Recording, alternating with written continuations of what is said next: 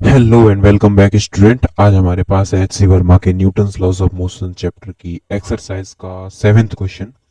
तो क्वेश्चन में गिवन है two blocks A and B of mass M A and M B respectively are kept in a contact on a frictionless table. The experimenter pushes the block A from behind so that the blocks accelerate. If the block A exert a force F on the block B, what is the force exerted by the experimenter on A?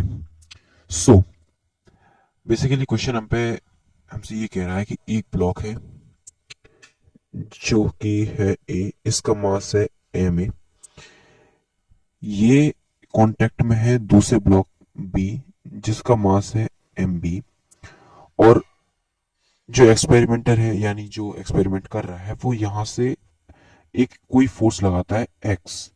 हमें पता नहीं है force कौन सी है, but एक force लगाता है x जिससे मास ए को एक एक्सेलरेशन मिलता है, और उसी फोर्स से जो ब्लॉक ए है वो ब्लॉक बी को स्लाइड करता है और दोनों एक्सेलरेट होकर एक सिस्टम में आ जाते हैं। तो हमसे ये पूछा है कि जो एक्सपेरिमेंटर ने एक्स फोर्स लगाई है वो क्या है। हम इसका एफ बी डी बनाते हैं। तो हम इसका एफ बी डी बनाते हैं। इसमें ये एक ब्लॉक है ए, ये एक ब्लॉक है बी, ठीक है। इसका मास है एम ए, इसका मास है एम बी।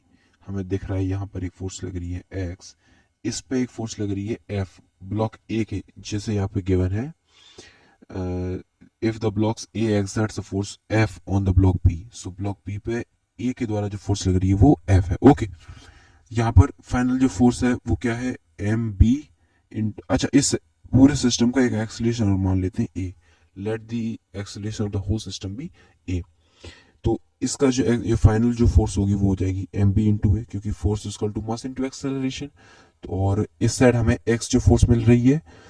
और यहाँ पर एक और चीज देखने लायक है कि जो force block A block B पर लगाएगा न्यूटन के थर्ड लॉ के according every action has equal and opposite reaction, तो यही force F block B A पर लगाएगा। ओके, तो हमें इस सिस्टम के लिए क्या दिख रहा है कि टोटल फोर्स एफ एक्स है, उसमें से अगर हम एफ फोर्स को सेपरेट कर दें तो इस पर जो नेट फोर्स आएगी यानी इसका एक्सेलरेशन एम ए मास के साथ जो है वो आ जाएगा। ओके, ये हमारी इक्वेशन फर्स्ट बन जाएगी।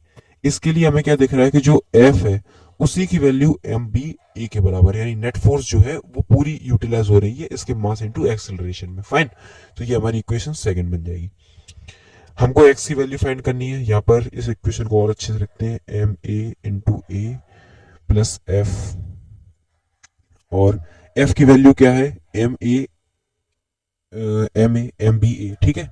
तो from equation second X equal to F plus M A into,